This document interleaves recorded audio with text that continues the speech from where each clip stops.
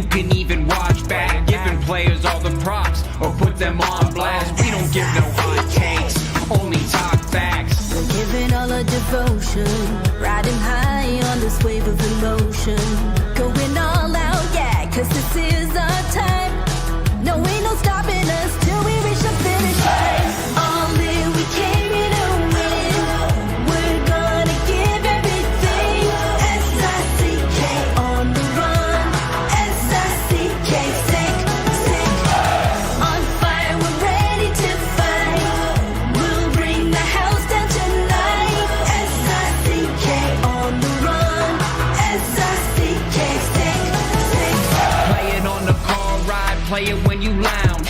X and O, you know that we can hold it down. Shout out to my man Sammy, got it off the ground. And to all the listeners tuned in right now, got debates, analysis, and speculation. This is sports talk for the new generation. You know where to find us, got a reputation. Sick podcast, your #1 sports destination. Giving all our devotion, riding high on this wave of emotion.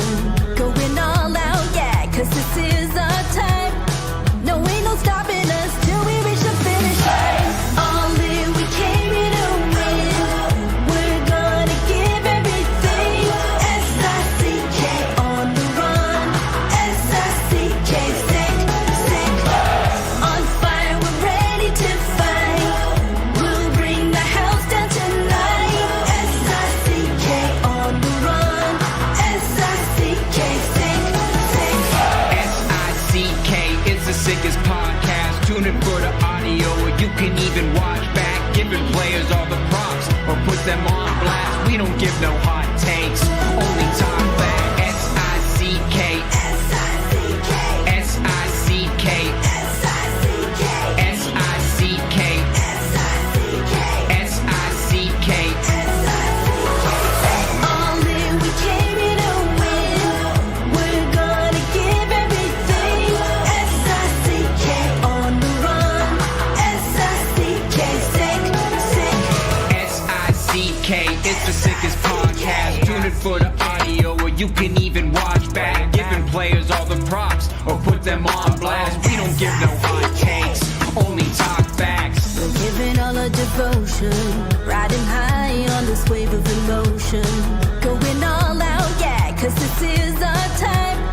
No, ain't no stopping us till we reach the finish line. All in, we came here to win. We're gonna give everything. S-I-C-K on the run. S-I-C-K, sick, sick. On fire, we're ready to fight. We'll bring the house down tonight. S-I-C-K on the run. S-I-C-K, sick, sick.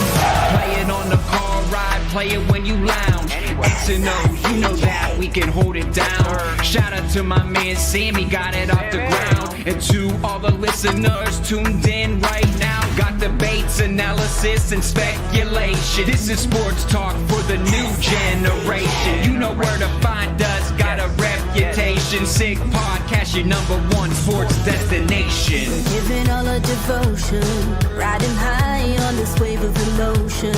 Going all out, yeah, cause this is our time. No, ain't no stopping us till we reach the finish line. All in, we came here to win. We're gonna give everything. S-I-C-K on the run. S-I-C-K, sick, sick. On fire, we're ready to fight. We'll bring the house down tonight. S-I-C-K on the run. S-I-C-K, sick, sick. S-I-C-K is the sickest podcast. Tune in for the audio, or you can even watch back. Giving players all the props or put them on blast. We don't give no hot takes, only talk back. S-I-C-K, S-I-C-K, S-I-C-K, S-I-C-K, S-I-C-K. S-I-C-K. Turn up your volume. Because you're about to listen to The Sick Podcast. With Tony Marinaro. 55 seconds left in the penalty, a minute and 27 seconds left in regulation time. Boston 4, Montreal 3. Lafleur coming out rather gingerly on the right side. He gives it into Lemaire, back to Lafleur. Oh! The sickest Montreal Canadiens podcast. You're in the ball! Sports entertainment like no other. Rejoint, on lui fait perdre la rondelle, une passe devant. Et c'est le dégagement et ce sera la victoire des Canadiens. Stanley pour les Canadiens, le 23e de l'histoire. You found the dogs! John, you found the dogs! He found the dogs! And all together, they worked a young team to the top. And now, a 24th Stanley Cup banner will hang from the rafters of the famous Forum in Montreal. The Canadiens win the Stanley Cup! Brought to you by Energy Transportation Group. Driven to be different. Tibi. Embrace your true nature. And Playground, your premier gaming destination. It's gonna be sick. Marinaro on this Monday, December 30. I am happy to be back after taking a couple of days off during the holiday season. Happy holidays to you all. And I will also let you know that we will be on tomorrow at a special time on New Year's Eve. We're not going to do it at 10 p.m. Eastern the way we usually do it because, let's face it, it's New Year's Eve for everyone and everyone wants to celebrate. So tomorrow, and jot this down, we're going to be on immediately following the hockey game. The Canadiens and the Vegas Golden Knights tomorrow afternoon at 3 p.m. following the Canadiens and Vegas. Immediately, as soon as the game is over, boom, we are going live with the Sick Podcast tomorrow. The Sick Podcast is brought to you in part by Energy Transportation Group, a leading full-service logistics provider serving all of North America, driven to be different. Also, ring in 2025 with glitter, groove, and glam at Playground's New Year's Eve party. Get your party bracelet. Access all the excitement across every floor starting at 5 p.m. Bracelets are required for entry for just $20. You'll receive $20 in free play and a glass of Prosecco to toast the new year. Bracelets are also required for poker action on the third floor. Get ready for an unforgettable night of music, dancing, and exclusive gaming fun, celebrating style tomorrow night only at Playground. And brought to you in part by Bittt, Tibi, who launched their new Ultra Lager. Refreshing, thirst-quenching beer, perfect for the chilly winter days. Only 90 calories, 2 grams of carbs, 4% ABV per can. Available in a pack of 6 and 12 in grocery stores all around the province of Quebec. Ultra light, ultra refreshing. Raise your hand if you had the Montreal Canadiens winning in Florida versus the Panthers on Saturday afternoon and then winning on Sunday late afternoon in Tampa. Well, I can't see you, but I don't see too many hands, even if I would be able to see you. Some are saying probably on YouTube Live, Facebook Live, yeah, maybe no. Listen, I didn't see them winning the 2 games in Florida and Tampa. Honestly, I did not. But I will say this. When a lot of people thought the Canadiens were done by Thanksgiving Thursday in the States, because history has shown that if you're out of the playoff picture by Thanksgiving Thursday, usually you don't make the playoffs. Well, listen, there's still plenty of hockey to be played. I don't know if the Montreal Canadiens are going to make the playoffs or not. I said that they would not. I'm going to stick with it because I don't want to be one to flip-flop. But I did say this. I said, let's wait out the month of December, maybe even until the middle of January, and then we'll have a much better idea of what this team is actually capable of. And after the month of December that they just had, I think they're capable of surprising us, other teams, and a lot of people. They wanted to be in the mix. If they keep on playing the way they played in the month of December, they're going to be in the mix. Without further ado, for Sportsnet at sportsnet.ca, he's in Vegas as we speak. Eric Engels, how are you? Well, first of all, I'm good, and I hope my internet connection remains stable in the hotel here in Vegas. And I know I look a little bit washed out with the coloring here. I don't have my webcam with me or my microphone, but we'll make the best of it. We got to make the best of it because you know what matters most is that you and I are back here talking together and for the first time in a while about a team that's winning a lot more than it's losing, which is kind of cool. It is kind of cool. You know what, Eric, why don't I do this? Let's bring up the calendar that was for the month of December for the Montreal Canadiens so that everyone watching right now on YouTube Live and Facebook Live can actually see it. While people are looking at Tony, Yeah. can I tell you a quick story? Please do. I just want to start here because I know we're going to talk about what the Canadiens have done in the last month, and it's certainly been impressive. I bet a lot of people are wondering what's going through a guy like Michael Pezzetta's mind right now. And it's understandable, and it shows that there is still some empathy in the world, right? This kid he's 26 years old, so I guess he's not an 18-year-old kid, or is he 26? Jeez, I don't want to get that wrong. Anyways, besides the point, right? He hasn't played since October 27th. He's played 3 games this season. He has been religiously healthy scratched by Marty St. Louis.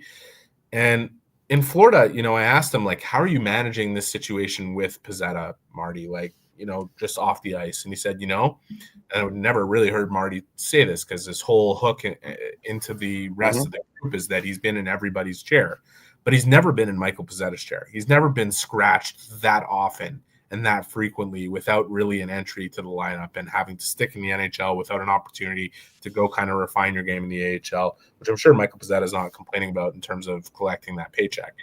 But it's a difficult situation, and it's because of the fact that the bottom 6 of the Canadiens are playing really well, and everybody's healthy.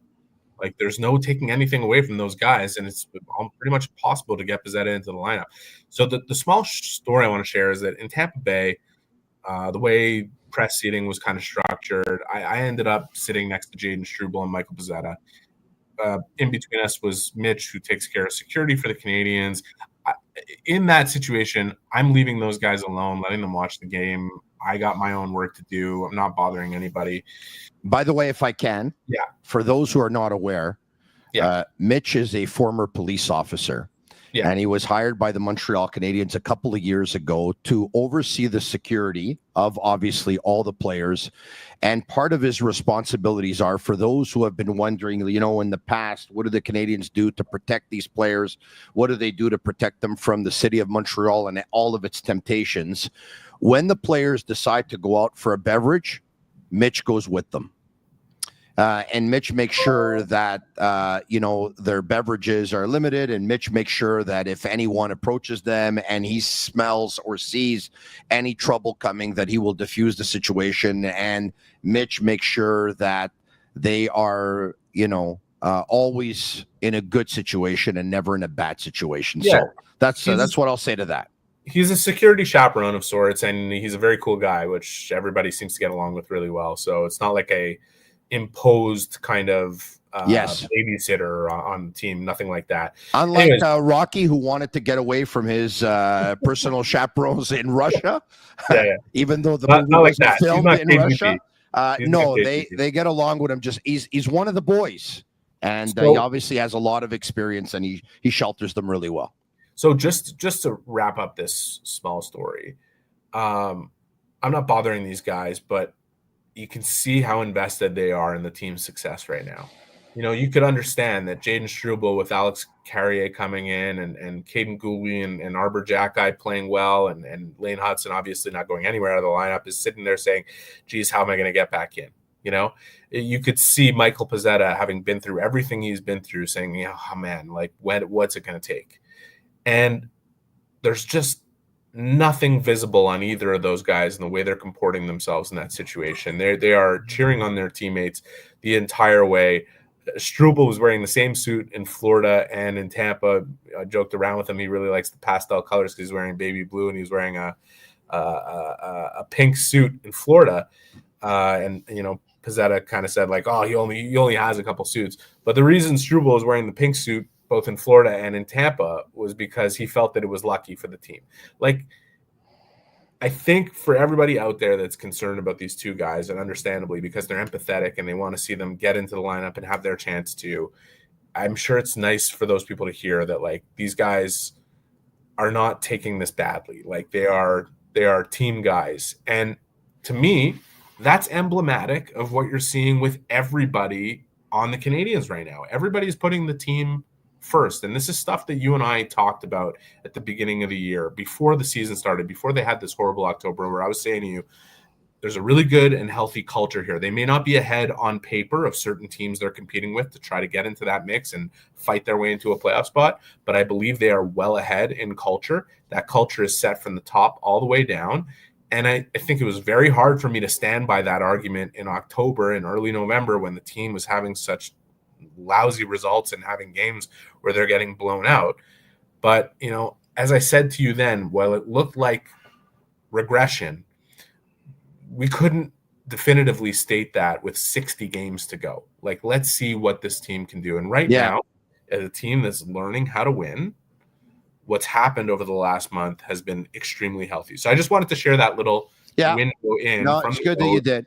It's good that you did. And I'm happy you talked about the blowouts, because the blowouts were obviously a real thing. In the month of October, the Canadiens got blown out 5 times. Marty St. Louis, to his credit, because I gave it to him, and I know several others did as well, when they got blown out. I mean, they weren't playing well. They looked like they had absolutely no idea of the system that he was asking of them. And he said, you know what? We got to work harder, and we got to play smarter. We got to work harder. We got to play smarter. And for those who said this system is too complicated, he said, listen, it's not complicated. There's other teams that are playing it. We got to work harder. We got to play smarter. And then the Canadiens started to get some players back. And then some of the players they did have started to play better hockey. And Marty said, to those who criticize me, like, I've usually responded well to the critics in the past. And if it does anything, it fuels me. And so when he said that, he put like a little bit of a target over his head, because it was like, all right, okay, well, if you're not going to respond now, you're going to take more heat. And you know what? The team, to Marty's credit, has played a lot better. And Marty deserves a lot of credit for that, because he's been teaching. He's been sharp.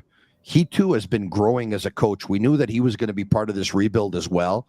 You take a look at when he's got 2 centermen out there to take the draw. You take a look at the way the special teams are playing. You take a look at that locker room and how tight it is. I mean, the coach has a lot to do with that as well. So they only got blown out once in the month of November. And then in the month of December, they only got blown out once again. And you could tell, like, they are really starting to play a lot better. And we're going to talk about Jakub Dobes in a second for sure, because that's how the weekend started for the Canadiens. But let's take a look at the month of December, Eric. And let's take a look at the Canadiens' results. So they lost on the 1st of December. They were playing a back-to-back. They were in New York versus the Rangers the day before, and they lost with like 27 seconds left in the game or something like that. They absolutely deserve to win, for sure. Yeah, okay, so they lose that game. So they lose in Boston, the 2-2. They come back to Montreal. They beat the Islanders in overtime. Well, what happened in that game? Patrick Laine came back to play. It was his first regular season game as a Montreal Canadien, and he scored a goal on the power play. And I believe it was Nick Suzuki who scored in overtime. Right? Anyway, a couple of days after that, they beat the Nashville Predators by a score of 3-0. I believe Laine scored again on the power play. Then they had a 2-0 lead versus the Capitals, but they lost that game by a score of 4-2. But they worked really, really hard. A couple of days after that, they won 3-2 in overtime. Laine scored again on the power play, and Suzuki scored again in overtime. And then the blowout 3 days later. And this was like, what in the world is going on here? They lost by a score of 9-2 versus Pittsburgh. From 3-2 to 9-2 in just a lousy 15 minutes. A terrible third period, like you just mentioned. Then they go into Winnipeg a couple nights after that. They tighten up. They play a lot better, but they lose 4-2. And then they come back to Montreal. They destroy the Sabres 6-1. And I said, and maybe I'm wrong here, but I said, out of all the games on the road for the rest of the month of December, that first game in Detroit might be the biggest game of the month, because it'll kind of set the tone for what's to come. And I don't know if it was or if it wasn't, but they beat the Red Wings 4-3. The night after that, they win in Montreal 5-1. They go to Columbus and they blow a 4-3 lead. They lose by a score of 5-4. They got 4 days off during the holiday season. They go into Florida and win 4-0. They go into Tampa and they win 5-2. And the Montreal Canadiens have 8 wins and 4 losses in their last 12 games. And the Rangers lost tonight. And so let's take a look at where the Canadiens are in the wild card standings. In the wild card. So Tampa Bay holds that first wild card spot, and Ottawa holds the second. Well, the Canadiens are 5 points behind Ottawa with the same amount of games played. This is what you're starting to call being in the mix, right? 36 games in, 5 points out of a wild card spot. I think you're in the mix at this point, right? The definition of being in the mix is that they're playing games that matter, that they're not so far out of it that they're relevant. They're in the mix. They'd like to get themselves even more into it. They'd like to put themselves exactly where Ottawa is, with a very strong run of play that they've had to put themselves in that position. They've been very good, better than even I thought that they would be personally.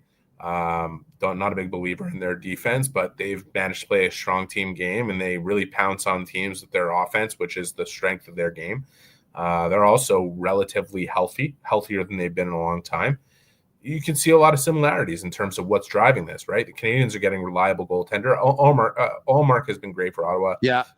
You look at Montreal, Montembeault, since being named to Team Canada, has been fantastic. Yeah. He's really been fantastic with maybe one period in between that just wasn't the best. And Nick Suzuki was fantastic in front of John Cooper yesterday too. Yeah, and not necessarily offensively, but this is the thing that's become of Nick, who's close to 400 games in his career, right? Like, he doesn't need to score to have an effect on a game. He's still scoring. He's got a point per game. He's 1 point less than a point per game. Did you see the hits that he threw on Geekie and Kucherov in the game? He leveled. Watched both guys. Like, he's a driver. He's a driver, and it was far from his best game. His energy was not necessarily optimal, but it didn't matter because Tampa had to pay so much attention to that line, to Dach's line, which is starting to come with Laine and Newhook, who started the scoring in the game. And this was always supposed to be the strength of this team. This was always supposed to be the way this team was built. And all the stuff that you heard at the golf tournament about we're going to be in the mix this year, we believe we can. I'm not going to – Jeff Gordon saying, I'm not going to say that we're making the playoffs, but I'm certainly, not sitting here discounting the possibility, was based on not Laine coming in and being this explosive goal scorer who carries them to wins. Just his presence in the lineup creates two lines with Dach returning from injury that you really have to worry about. And the bottom six was always built to be a strength for this team. Yes. Are they paying too much for Brendan Gallagher and Josh Anderson and Christian Dvorak and Yoel Armia to be bottom six forwards? Yes.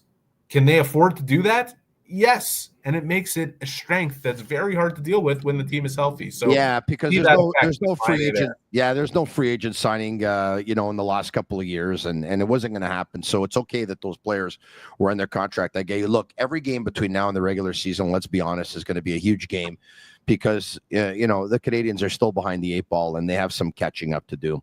But February 22nd in Ottawa, March 18 in Montreal, and April 11 in Ottawa. Those 3 games versus the Ottawa Senators, man, those are going to be so huge. But once again, every single game is big. But I got those 3 games circled on my calendar, February 22nd, March 18, and April 11. 2 of the 3 will be in Ottawa, so I look forward to watching those games. All right. Caden Primo. It was about a week and a half ago. And I lose track of days during the holiday season, of course, because I don't even know what day it is today. But less than a couple of weeks ago, a member of the media, and I believe it was with La Presse newspaper. I could be wrong. I think it was it was Simon. Simon asks Marty St. Louis, he says, I just want to get back to your goalie for a second. After Marty St. Louis had asked, I think I'd answered.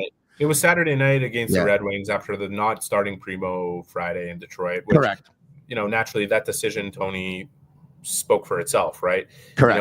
Simon asked the fair question to ask: does the team not have faith does the team still have faith that Caden Primo can win the hockey game?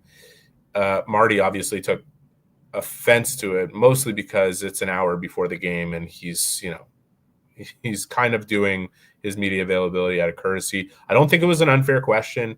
It wasn't an unfair question, but I can also understand the coach being upset about it. I mean, look, The timing might not have been great for it, but that doesn't matter. It's a question that's worth asking. But I think the answer was obvious anyways, right? Well, here's the deal. Okay, so once again, I see both sides to the whole story here, but let's be honest. Caden Primo had the worst stats of any goalie in the National Hockey League this year who played 3 games or more. Watching the games, you realized that no one had any confidence left in Caden Primo at this point of the season. He didn't have confidence himself. The team obviously didn't have a lot of confidence in front of him. The coaching staff, they looked at the stats. They don't lie. Marty St. Louis obviously got upset because, the journalist asked a question that everyone in the world knew the answer to. And now what do you want Marty St. Louis to say? We've lost total confidence in Caden Primo. Marty St. Louis is not going to say that, not in a million years. No. And you know what? If he would say that, it's not going to help Caden Primo's confidence come back. It's the timing of the question too, but there's another factor in this. Okay? And by the way, I have no issue with Simo asking that question. And Simo asks some hard questions, and it's good that somebody does. Like, honestly, I am the first to admit I don't ask necessarily the hardest ones. I ask the ones that are feeding the angles that I need to write on, which is what most of us do. And it's not, I'm going to challenge the coach today because the fans want to hear this answer. That's not the job. But that's an aside. There is something else in this, okay? It is that not only in terms of what the faith level was in Primo at that point to win them in the game, it's how the Canadiens approached the month of December, specifically that 5-game homestand and finishing out the pre-Christmas schedule to try and bank as many points as possible. They saw an opportunity to ride Montembeault while he was playing well. They actually planned it that way with taking him out of practices. He barely practiced in the month of December so that he can be fresh for the games. He had worked a lot on his conditioning personally over the summer so that he could put himself in a position that if the Canadiens needed to rely on him to start him more often, that was a conversation that likely happened in the exit meeting last summer. Is like, you want to play more consecutive games, you're going to get the chance to with Jake Allen now out of the picture. Caden is going to push you. We're not just going to give it to you. You better push yourself. And he did push himself from a conditioning level to another place this season. Still, you look at a game against Detroit on Friday night, a game against Detroit in Montreal on Saturday night, travel to Columbus, and to play again on Monday before getting a break in Christmas, and they come back with Dobes, which, I'm sure they had it in their minds that was going to be their plan. Nobody else really knew. But it's just like, it had as much to do with the Canadiens wanting to approach these games to really put themselves back in that mix that we're talking about. And yes, was there faith there that Caden Primo was going to be able to win them a game in between somewhere there? Not necessarily. It certainly, I don't think it was, but it was just as much of a factor that they believed that Montembeault was going to give them the best chance to win no matter what. There's no doubt about it. And another thing that happened in all of this is that last year the Canadiens went with 3 goalies for a couple of reasons, but the major reason was that they thought that Caden Primo was going to be picked up if they were going to put him on waivers. And this year he wasn't picked up when they put him on waivers. So not only did the Canadiens fan base realize that Caden Primo was really struggling, but obviously so did every other team in the National Hockey League. During the holidays, we were playing cards over at my uncle's house. And, we're talking about Caden Primo and how much he was struggling. And my buddy Tony says to me, he says, another team will pick him up. He says, you'll see Flyers will pick him up. His dad played there. And another team needed to have a need. There had to be a need, And I said to him, a year ago with the whole Carter Hart situation and Philadelphia and Caden Primo, having some pretty good performances. Yeah. 1 year later, it's not happening. So I wasn't surprised that he Philly's gotten good goaltending since, right? Yeah, you're absolutely right about. Look, I saw Jakub Dobes play a couple of games last year in Laval, and I saw that up close and personal. I saw that live, and I know the American Hockey League is obviously a different level than the National Hockey League, but he played so well. I said to myself, and he even lost one of the 2 games that I saw. I said, this guy's better than Primo right now, and he had a better camp than him as well. But once again, they probably thought Primo's going to get picked up, and let's keep Dobes down and let's give him more games American Hockey League level. But Dobes is good, eh? And I'm not going to get carried away because he Super got a athletic. shutout in his first start. Because, look, we'll bring up a graphic here that showed that he's not the only one to get a shutout in his first start in the National Hockey League. Do we have it? If we Listen, do. while you're showing it, Tony. Yeah. Jan Dennis, Wayne Thomas, and Bob Perreault. Okay. I thought he was, we all knew that he was super athletic. We all know he's very competitive. He competes in the net. He battles. He tries to make the extra save always. Not that every goalie doesn't, just that there's a certain level of battle in him that is evident. I thought after that first shot bounced way off his pads and he started to settle in, you could see him getting calmer and calmer, and there's been a lot of adjustments in his game since we first saw him show up at development camp and flash that athleticism. He doesn't need to dive around as much in his net to make the saves because he's a little bit more square, a little bit more positioned, deeper in the net, relying on his strength to be able to just react later instead of trying to anticipate and fly all over the place. I mean, what a dream debut for him. Amazing. Not to take anything away from him, but the Canadiens gave up 5 high-danger shot attempts to a Florida Panthers team that dominates the middle of the ice. If you are making your first start as a National Hockey League goalie and a team plays that way in front of you, they're giving you the best possible chance to win. You'd have to play badly to lose. So great for him. Hopefully, that's a good point by you because they wanted him to win that. They wanted him to look good. They were there for him. They wanted there for him. Listen, they wanted to make Primo look good too. I'll tell you, after his last start in Boston, I was in the room. Cole Caulfield was really trying to pick the kid up, and you could see Primo almost put on a bit of a false bravado after the game when I asked him, do you think you gave the team a chance to win? That was a tough question to have to ask this kid, knowing that, watching the game, he started off calm, composed, in control, no rebounds, and then boom, a goal went by, and it was 3 were by him. He didn't give the team a chance to win that night. In previous starts earlier this season, the team gave him no chance, and he didn't play his best either. And then he's coming in after Montembeault's let in 5 goals on 10 shots in one game, and it's what are you going to do? He's not going to turn the whole game around and make it a miracle, but I talked to him after that game and and he said, I just try to focus on the next shot. He's not wanting to give into that whole falling on your sword thing when his confidence is already in a bat, which I totally understood. Yeah. Caden Primo is a great kid. This kid is a pro. He has always approached things in a professional manner. He is not some party kid. He takes his hockey career very seriously. And right now what he has is not only the biggest challenge of his career, but it is a very big opportunity for him to rebuild his confidence. He wasn't claimed. There wasn't another team out there. The reason he wasn't claimed is because if you go back in time when the Canadiens claimed Sam Montembeault from Florida, they had a desperate need to get a body in here. Now, when he came to Montreal, everybody likes to forget things as they watch Montembeault play now and might be seeing him play as a backup or even a starter with Team Canada. We'll see. We'll see what Aiden Hill has to say about that. People forget that everybody looked at this guy and was he's not an NHL goalie and he's never going to be an NHL goalie. And then they saw him play in Montreal and they were 100% confirmed on that through at least half a season.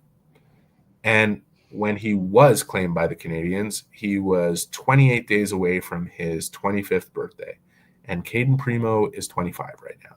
And I know people are watching him and they're saying this guy's not an NHL goalie and he's never going to be an NHL goalie and he's never going to play for the Canadiens again and he'll never play in the NHL again.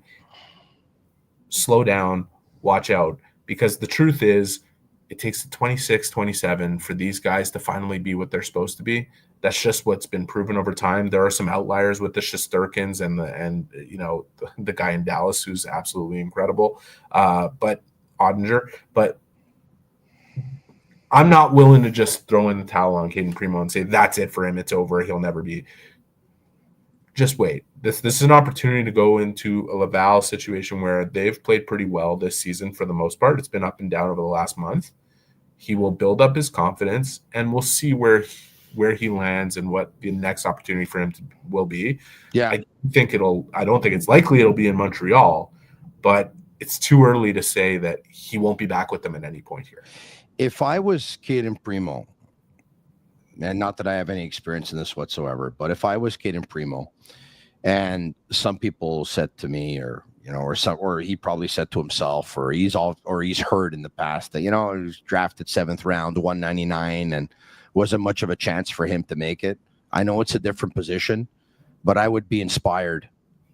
I would be inspired by Jake Evans, who was drafted in the 7th round, 207th overall. And it's not because you're drafted in the 7th round that means that you're not going to have success in the National Hockey League. And I got to tell you, when I saw Jake Evans first play, I said to myself, I think this guy could be the next Phil Deneau for the Montreal Canadiens. And that's maybe a little bit high. And that's probably was a little bit strong. And then the Canadiens obviously didn't think so, because they went out and they got Christian Dvorak, who they thought could fill the void of Deneau leaving for Los Angeles. But man, the way Jake Evans is playing right now, my God. And what better time, like, the guy's at the end of his contract. He's got a contract year coming up. Jake Evans, absolutely unbelievable. Let's bring up the stats here. Jake Evans.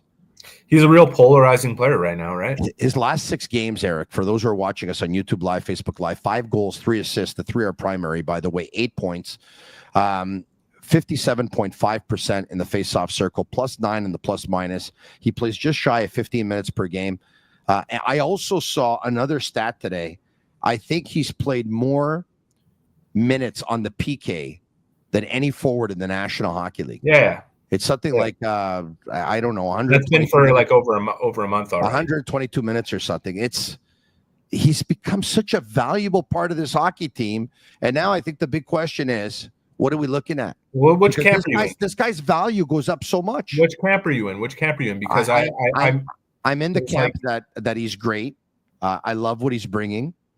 He's a proud player. He's a smart player. He's a very useful player. But I'm of the camp that I'm taking all that in consideration, but at a price. Like I haven't put it in my head so far. Like if you ask me fast, I'll say, you know what? I'd rather not go over 3 years, 10 million. But I don't know.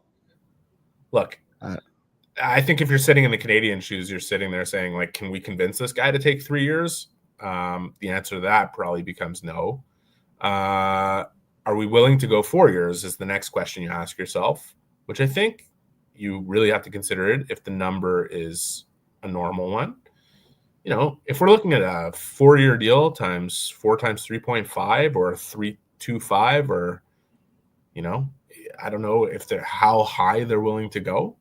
I know that market value wise, Jake is looking at 4 or 5 years. It's somewhere around those numbers, Would somebody out there, would a team out there who sees what he's doing, look at him and say, you know what, that guy from age 28, which he is right now, to age 33, we know exactly what we're going to get the whole way through. We don't mind giving him 5 years, $4 million a year.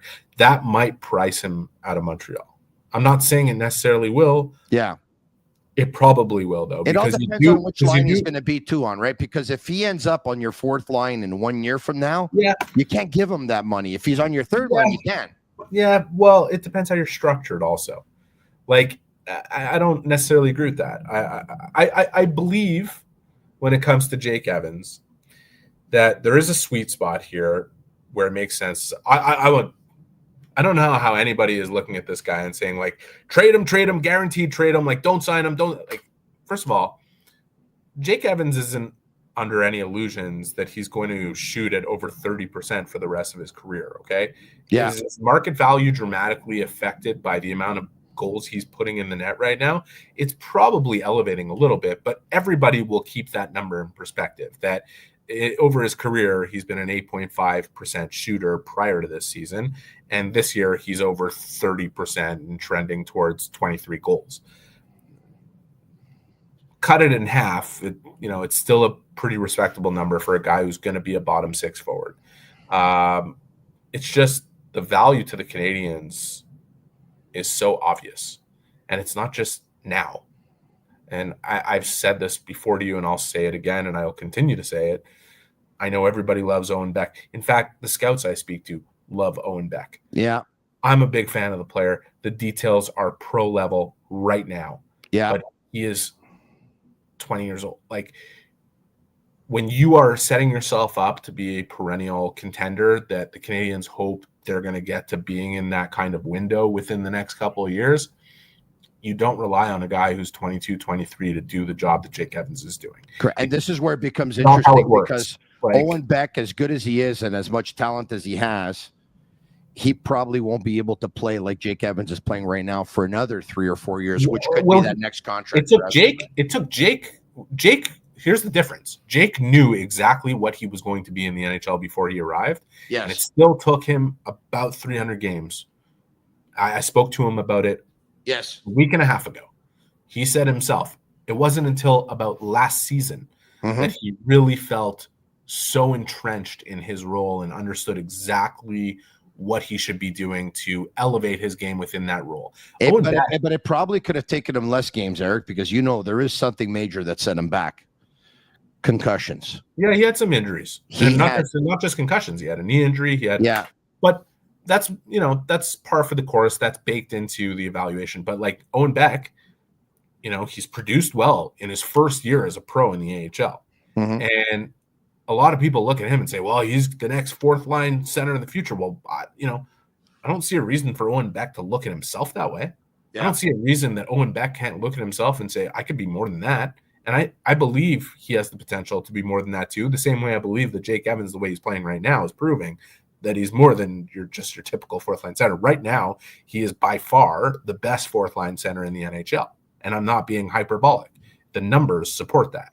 That's what he is. Guess who I'm going to talk about you next. Hold on to whoever you think, because first I have to talk to you about Accident Insurance Solutions, of course, because all insurance isn't created equal, Eric, and you know where to find the right solution for you. It's Accident Insurance. Accident doesn't sell insurance. They shop insurance for you to find the right product right on the money. Whatever your insurance needs, home, automobile, or business, call 514-363-3636 or visit their website, www.assurance.com.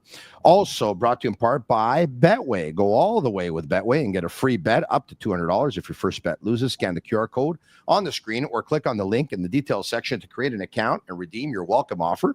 Offer is only available for new customers. Terms and conditions apply. Offer is not available in Ontario. Must be 18 years of age and over. Please play responsibly. All right. Can I finish something on Evans before you get to the next thing?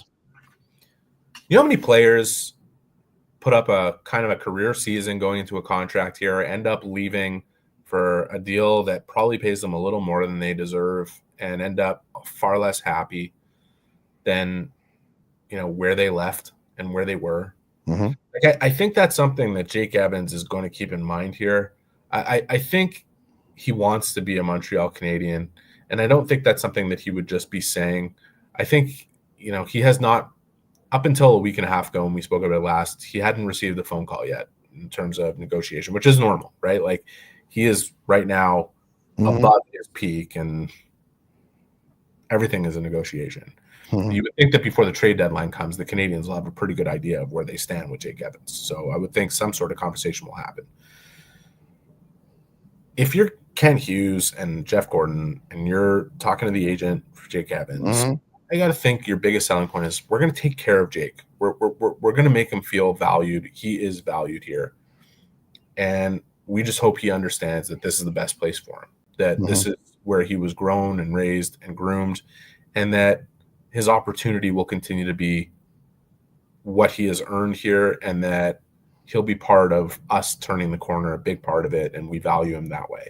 And I don't think Jake will be under any illusions about his shooting percentage this year. He will be certainly standing proud behind what he's accomplished and not beyond the numbers, because he's played amazing hockey. And Christian Dvorak, I think we both agree, is not going to be here next year. I'd be really shocked if he won't.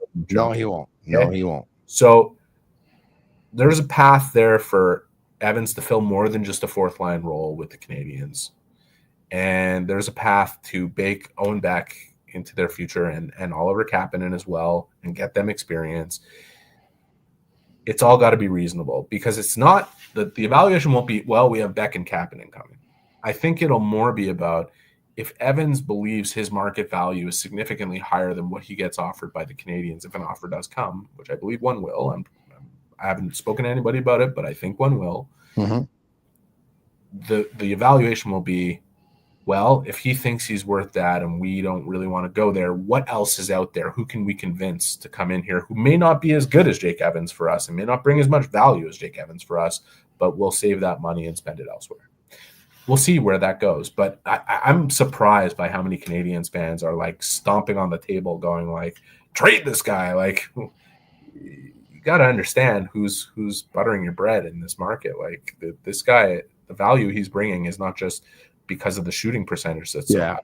Listen, I once again, I see both sides. I see those who want to trade him because they're probably saying his value is never going to be higher. Remember, Mike Matheson had a season last year where he had 62 points. Everyone knows how important Mike Matheson is to the Montreal Canadiens. He plays 25 minutes a game, and he's on the penalty kill, and he's on the power play in the second wave, started on the first wave. But that's the part. He goes out there against other teams' top lines, but I don't agree with you.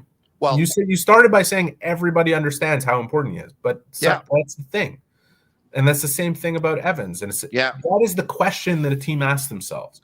Is this guy more important to us than to our team and moving forward with our team than he is on the market? Is the value higher to us than it is on the market? That's the question that has to be asked, right? The player versus the return.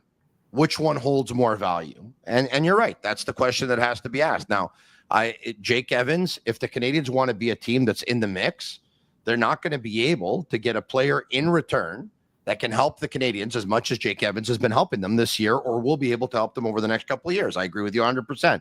The same thing goes for Mike Matheson. So once again, I understand that, but I also understand the theory of selling high when you believe your asset is at its highest, because most people believe that Matheson's value was not going to get higher than it was a year ago, and so far they're probably right. And a lot of people are believing that Evans's value is not going to be higher than it is right now. So let's read the tea leaves. Let me ask you a question. Why was Alex Carrier brought here? Why did and in combination with that question, why was Alex Carrier brought here?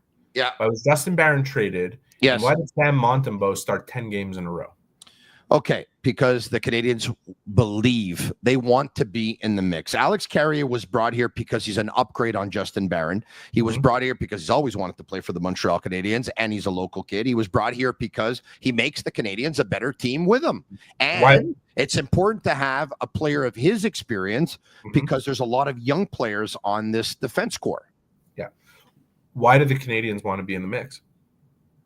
The Canadiens want to be in the mix because they don't want to be a Buffalo of this world that will be in the cellar for 12, 13. They believe that they need to get to a culture where winning matters because they believe that this is what they're going to need more so than drafting a sixth or a seventh. They believe that this is going to be a more important going forward for the culture of their team and where they want to go in the next couple of years.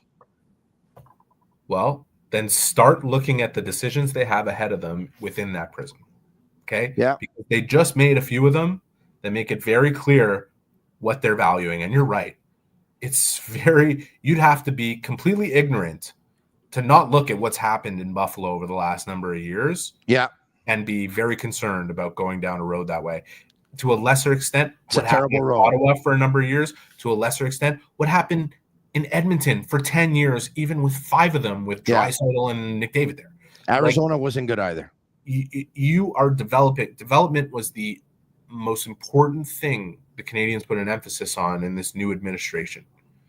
And it's not just good enough to turn these players into better players. You want to turn them into winners. Yeah. And if you want to turn them into winners, I see that. You don't look at your players purely as assets. You look at the value they bring on and off the ice. People are looking at Carrier coming in and David Savard. Does it make David Savard expendable?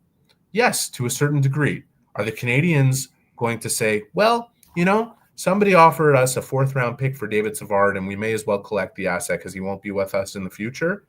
I think there's more value for them to keep him from here to the end of the season because when you watch the way Arbor Jackeye is developing right now, David Savard is a big part of that. I'd be really interested to have a conversation with Savard to know if he would be willing to sign 1 year at a time. Most unrestricted free agents do not do that, but he's 34 years old. I think he would. That's listen. I think first of all he'd be looking at that as a market value, anyways. I think it would be hard to find at his age and where his game is at that somebody would give him term. Yeah. And he's in a very comfortable place. The question is, would he be willing to accept? I think there are some teams he could sign with where he would be a regular top 6 defenseman. And moving forward on this one, that will become more of a challenge on a year-to-year basis with some of the players that are coming here. And maybe it's more important for him to be with this group and to be in a place where he's comfortable, where his family is. Okay. These are all the things that get thrown into this discussion. And I think, management doesn't look purely like these guys. They don't look at these guys purely as assets, nor should they. I think the fans and us as media, as people who talk about this, shouldn't either. You have to factor in a whole bunch of reasons as to why you might want to keep a player versus trading him. And the Canadiens are past. They're never going to be past the asset collection phase. Every team needs to collect assets and continue to build that way. But there are other elements of building a team that inevitably is going to win and win faster than continuing to lose. You can't ignore them. You can't. Otherwise, you become Buffalo or Ottawa. You brought up Alex Carrier's name, so let's bring up some He's been amazing. To support his importance to the team. Here we go. Alex Carrier is a Hab. 5 games played, 4 assists, 4 points, 4 block shots, plus 3, 18.59 time on ice per game. Solid, says the tweet coming from Canadiens_Muse. Might as well give them a plug. I mean, they're pretty good follow, to tell you the truth. All right, okay. He's so smart. Like, you watch him. Do you see some of the plays he made in yesterday's game? He's incredibly solid. And you know what? I don't know what Nashville was thinking. Like, I really don't. I understand they wanted to get younger with Barron. With all due respect to Barron, they wanted to get younger. They wanted to shed some salary too. That's because clearing money. That's all it is. Yeah, but it's wow. The Canadiens really pounced on an opportunity here, and Gordon and Hughes deserve a lot of credit for that one. Now, I'm going to bring another player up. I feel badly about this because when he plays bad, it takes me 5 minutes into the show to take issue with him. And here we are over 45 minutes into the show. We haven't brought up his name. Mm-hmm. But obviously Kirby Dach played by far his best game of the season on Saturday afternoon in Florida. He was absolutely fantastic. The Canadiens had a great 3-way passing play on his first goal. The passing was unbelievable. It was tic-tac-toe. And he's able to jam it home. And then on his second goal to make it 2-0 as he opened the scoring, he gets a pass from Alex Newhook, who springs him free. He goes on a breakaway, right-handed shot on Spencer Knight, fakes forehand, goes backhand, and goes up and over. And what a game by Dach, who wasn't on the score sheet yesterday in Tampa, but battled and played well, actually. I got two things on Dach. First, Marty St. Louis moving him off the first unit onto the second. Arpin Basu asked a good question about this, included in his notebook, I don't know, a couple of weeks ago, whatever it is, but thinking was very intelligent, is that, Marty has talked in the past about building up confidence on the power play to get to incorporate that at 5-on-5. You see him moving in the second unit where he's pretty much running the unit instead of being a passenger on the first one. Yeah. That is a factor in that confidence mounting with the puck. The second thing I'm going to say is everybody got stuck on Dach's 2 scoring chances that probably turn a loss in Columbus into a win if he puts one of them in, or at least a point in the standings. Mm-hmm. Kirby Dach played an excellent game in Columbus. Whatever he did in Florida started right there in that game prior to Christmas. He went into the Christmas break with a good feeling, despite the fact that he didn't get that bounce that came on his first goal on Saturday. Yeah. And when I asked him after the game, I said, how do you feel you played in Columbus? He was like, that was one of my better games. I was like, I thought it was one of I thought it might have been your best game of the season, and you deserved a bounce there. I said, how many bounces have you think you got in the season like the one you got in your first goal today? He said 0. I have gotten 0 bounces like that. Now, you fight for your bounces. You work for your bounces. That much is true.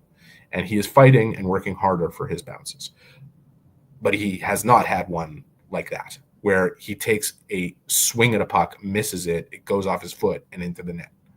And that bounce brought his confidence up. Like the way he finished that second goal, it was like a no doubter that he was putting that in the net. Like you could see it when he got to the hash marks that he was going to score. So it's good to see him carry that. It's good to see the second line coming alive. The play that Laine made to Newhook, and the couple plays that Newhook on Saturday too. But the play from Laine and Matheson to Newhook to start the scoring in Tampa Bay, just it's little things like that. It starts to build up. And that Eric, I don't know if he played scared before, or let's use the word tentative. There's other words that we can use. Like what we do know is players that have suffered that injury in the past, any sport, will tell you that they are tentative, and some of them are scared, and they don't want to re-injure that knee, and the pain that they go through and the rehab that they go through. And there's a block mentally that happens, and you have to overcome that. And sometimes it takes some time. It takes some reps. It might take a fight. It might take a big hit. It might take issuing a big hit. It might take receiving a big hit. It might take talking to a sports psychologist, whatever it is. 2 games doesn't make the season. It doesn't. Or 3 games doesn't make a season. I get it. But he may have turned the corner. It's momentum to build on. He may build on. There's some momentum there. Too early to say, okay, he's back. Small sample size, but he may have turned the corner. I'll say that, like, I wrote a whole piece. It was a pretty deep piece on his mindset where I had a really earnest conversation with him prior to the Canadiens leaving the road. It was one of the more enjoyable pieces I got to write this year because I felt like it was the first real conversation I've got to have with Kirby in a very long time, basically since he's arrived in Montreal. It's just the circumstances have made it difficult for us to really sit down and have a kind of an off-the-record talk before a real talk. I was very impressed with the way he described his mindset. The psychology, all of it, even if you're trying to convince yourself, you know what, it's going to take time, I'm going to get it, and this and that, like the constant conversations with us, with his coaches, with everybody saying you got to be patient. And, sometimes it's kind of like, well, fuck that. Like, I don't want to be patient. I want to, like he has had to battle a lot on the psychological level this year in a market that is so extremely difficult. And in the piece that I wrote, he copped to what he could have done differently from a physical perspective to give himself a better chance to fight that mental issue. But confidence is king. And right now, his confidence is in a different place, a very different place than where it was probably 3 weeks ago. And maybe so is his game shape. We're now 36 games in, and maybe his game shape was less than desirable in the first.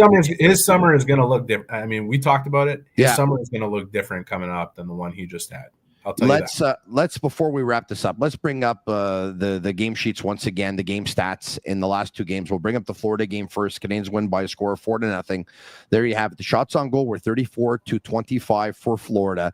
It was a scoreless first period. The Canadiens scored 3 goals in period number 2, and then 1 goal in the third period. They win by a score of 4-0. Jakub Dobes makes 34 saves, a shutout for a rookie goalie. Only 4 Canadians goalies have done that in the history of the Montreal Canadiens.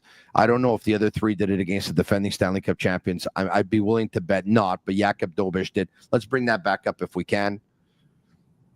And once again, they only won 40% of their draws, and they went 0 for 1 on the power play.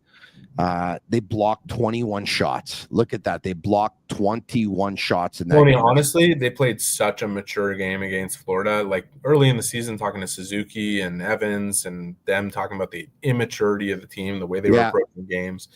You're coming back off a holiday break. Yeah. The legs are going to feel heavy. You had 1 practice under your belt the afternoon before. You're going in against the defending champs. Like, you have to play very smart. You have to not get yourself in trouble, not feed their offense, not get them started, because playing catch up, you're dead. Like, you give that team a chance and they will kill you with it. And they didn't feed into that. And then they went and replicated that same exact thing in Tampa the next day. John Cooper was talking about it. John Cooper was saying, I was annoyed that our team was stubborn about forcing plays and trying to, cruise through the middle. And I just he commended the Canadiens for playing a smart, consistent game, and in the way that was risk-free that he wished his team had played that way. They managed the games versus Florida and Tampa. They managed them to perfection. It was, and you know what?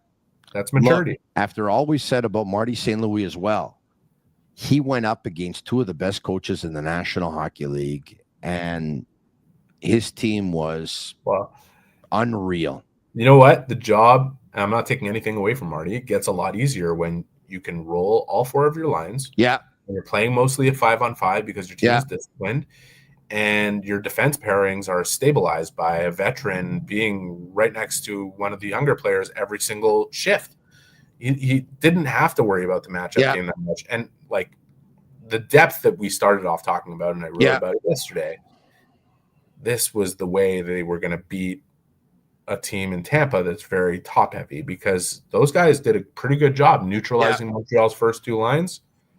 They had no answer for the Gallagher line and for the Evans line. No, game stats versus Tampa before we go. Canadiens win by a score of 5-2. They score one in the first. Goals were 2 goals for the Canadiens, 2 goals for Tampa in the second. So the Canadiens go into period number 3 with a 3-2 lead, and then score 2 more goals in period number 3 to win by a score of 5-2. They outshoot Tampa 37-23. They won 53% of their draws. The Canadiens did. They went scoreless on the power play, unfortunately. But they went 0 for 2 on the power play, but they had 20 hits to 19. Once again, they blocked 17 shots in that hockey game. And Eric, tomorrow night, or tomorrow afternoon, I should say, versus Vegas, for me, it's another big game. Why? Because I look at it as a character game. We talked about the 7 times the Canadiens got obliterated this season. Well, one of them was versus Vegas, where the Canadiens gave up, what was it, 5 straight goals in period number 2. Yeah. 5 straight goals. It was an embarrassing night at the Bell Center. Well, for my money, Vegas is the best team in the NHL. And they have won 6 games in a row, and they are off to the best 35, 36 game start in their franchise history, which is saying something considering how good they've been. This is going to be the toughest game of this road trip, in my opinion. It's coming as a 3rd game in 4 nights after a day off in Las Vegas and a time change. And it forces the Canadiens, again, to play a very mature, smart game. Because if they don't, it isn't going to go well. So we'll see what happens. Tony, I know you wanted to take a couple of questions. I have a few minutes to take a couple if you want to take. Well, you know what? This is amazing because I was going to say, Eric, I'm going to let you go because I figured that you had a nice supper planned in Vegas. Knowing you're in very, very good and elite company. And so I was going to say, you know what? If you want to go, I completely understand. Yeah, Emily joined me here. She wanted us to spend New Year's together, and I wanted the same, so I was very happy she made it. We do have a dinner plan, but I do have, let's call it 5 questions. 5 minutes. Yeah, 5 questions. Perfect. We'll go rapid fire. Let's do it. 5 questions for Eric right now. One Sharp Marble says, Eric, how do you feel about Newhook, and is he turning it around like Dach? I didn't really have an issue with Newhook before. I know he wasn't scoring and putting up assists, but his effort was pretty hard to battle with. I think Newhook is in one of those seasons where he's learning what kind of player he can really be at this level. He's a middle 6 player who's being asked to play a top 6 role. It's going to change a year from now, and I think defensively he's been quite reliable, despite what the numbers look like on a plus-minus because of the guys he's been playing with here and there. But you can see the elements that would turn him into a player that if Dvorak goes and Evans kind of moves up or stays within his role and continues to, there's no real difference between the 3rd and 4th lines of the Montreal Canadiens. No. So if you put Newhook there ahead of Dvorak, what do you think the main difference is? I think you get the same defensive element essentially, and you maybe get a bit more scoring. So I did have an issue with Newhook because I thought what he was showing us up until a couple of weeks ago were flashes here and there and not enough of them. I'm seeing a lot more involvement. I'm seeing a lot more playmaking as well. So it's positive. He's turning. I like around. where it's going for him for sure, Yes. but I think it's coinciding with Dach picking up his game and Line picking up his game a bit at 5-on-5. Yes. Too. Question number 2. There says, is it realistic to see a team offer Jake Evans a 4-year deal at $4 million per season? Yes. But I think for the people out there saying like, wow, his value is skyrocketing and he's going to get 5 years times $7 million, it's not happening. Okay. Like people know what Jake Evans's value is and what he does. I'm not suggesting that he can't get himself a better deal outside of this market than he might get offered in the end. But 4 times 4, I think, is probably what he's looking at as a market value, if he decides to turn unrestricted free agent. Question number 3. Samuel, question for Eric. Who mentors Mayu defensively if Savard is traded? Well, it would fall on Carrier and Matheson because I don't think either of them are going anywhere before the end of the season. And I know Correct. that might surprise some people, but I also don't believe – if I were betting on it right now, and I am in Vegas, so – I'm not going to be placing a bet on it, but I think David Savard is here at least through the end of the season. And that's 2 reasons why. Listen, the defense market is beyond shitty. Okay. There is no real, if you go look at the pending unrestricted free agents on the defense market that could get traded between now and the deadline, like David Savard might actually be the one guy of his kind, of like a battle tested penalty killer guy who's willing to block shots with his face, play a perfect role as a 6 or whatever it is. But like, is there a team out there that values him that much that they're willing to give up a 2nd round pick for him? I think if that 2nd round pick comes, then you could see him get traded. Okay. I'm not a believer that it's out there right now. And if the trade deadline was tomorrow and the Canadiens are 5 points out of a wild card, I don't think they would. I don't think he's going anywhere. Okay. If the trade deadline's tomorrow and they were 10 points out, I think he would. Yeah. But again, I think that's really going to depend on what's on offer, because if it's, 4th round pick, whatever it is, which is basically what the market value is, he's more valuable to the Canadiens than that. That's what it comes down to. Question number 4. Alpha male, do you think Cole not having his office affecting his personal stats is a problem? He was up there with Matthews and McDavid in goals pretty before Patrick Laine arrived. And is he a one-trick pony scoring-wise? I don't think he is a one-trick pony. I think Cole Caulfield can score from any area of the ice. I think he was born to score, and some players are born with that. You know what? I think he's a great team player. I think his smile is legitimate, and I think the fact that he has a long-term deal also helps that, because if Cole had 1 year left on his contract, as much as he is a great team player, I don't know if he would be smiling as much by losing his spot in his office. But right now, I think he's pretty happy with everything. Cole's going to be pretty productive. Cole's going to be pretty productive regardless. Cole also has, on top of his 18 goals this season, 15 assists. Cole, over the last 6 weeks, is playing way better hockey than he did over the first 6 weeks of the season when he had about 12 of his goals go in. You see the stuff that he's doing all over the ice. He's stealing pucks. He's great on the forecheck. He's great as F2 as the second guy reacting. There's been so many impressive things about Cole Caulfield's game beyond the goal scoring, and he's still filling the net at a pretty reasonable clip. Not quite at what it was at the beginning of the season when he was shooting at 30%, but man, I like his attitude. This kid just wants to win, and I would posit that what's happening right now with the Canadiens, all those guys in that room are enjoying what's happening much more than filling the net. Like they're enjoying team success a lot. About 1,500 people. Yeah, about 1,500 people watching us live on YouTube, which is pretty cool on this Monday, December 30th. Last question of the night. Eric, do you think they re-sign Armia? In my opinion, he's our most skilled forward. Well, I'm going to you do not. I'm going to say that it's certainly possible. I'm going to say that I don't think the Canadiens would offer him term. I do think that if they re-sign Evans and they lose Dvorak, they're going to be very careful about blocking spots for some of their young players. Yeah. But I think they also learned this year, right? Like they traded Kovacevic and Harris away. They wanted to make space for Reinbacher, Mayu, and Barron, who was in a waiver situation, to gain experience, eat up time on that blue line. And, you plan, God laughs. That's what we all like to say sometimes. Like they traded away Allen last year to make room for Primo this year. I just think Armia, he's the hardest one. It's a great question because he's the hardest one to nail down what the future holds for him. He could be traded between now and the deadline, depending on where the Canadiens end up in the standings. He could be re-signed at a minimal value because he's comfortable here and he's found a way better version of himself than we thought he would, looking back 2 years ago.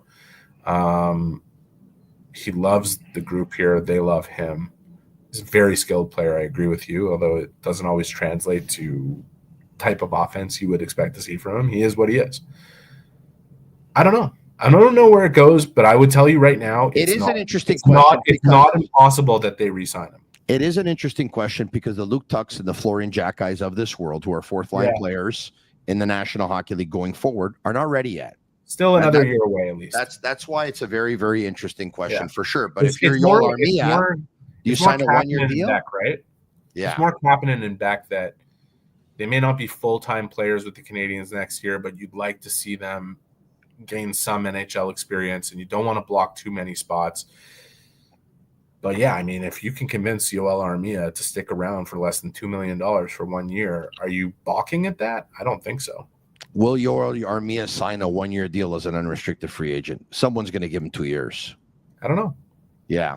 Well, listen, we do know they're not a fan of the contract that he has right now because Pierre Maguire told us on the Sick podcast that when he was in the Ottawa Senators organization, that as soon as Gordon and Hughes got there, he received a call with the. He was a different player then, though, and he had a different value then. He's found a chair now.